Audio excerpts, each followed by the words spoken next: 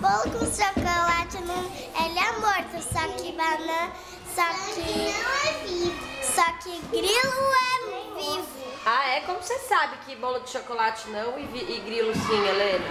Ué, porque o bolo não se mexe. Ah, e o grilo se mexe? É. Não é tudo que não é que é morto que não se mexe. Como é morto se mexe. Como é que a gente consegue saber se o ar existe no nosso corpo? Tem algum outro jeito? Se a gente balança a nossa mão assim, ó, o que a gente sente? O que é isso, esse ventinho que a gente sente, será?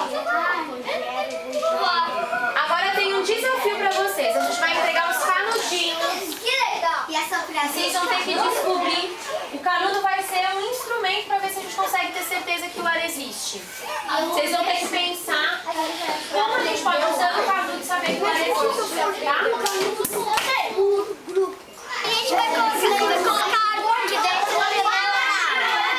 Então vai, vamos ver se dá certo. O que aconteceu?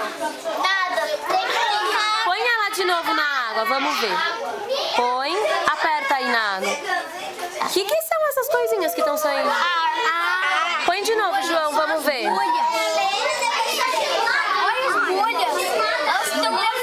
As bolhas voando.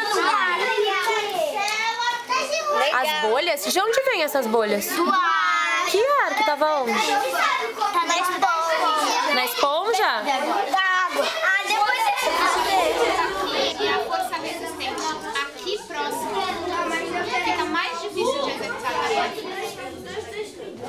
Ou não? Fica mais difícil. Então, quanto mais longe do fulcro estiver a força potente, mais fácil.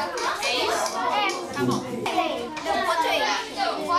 Gente, vamos descer. Põe de novo, velho. A segunda, eu quero saber. Essa era a força resistente. Então põe de novo.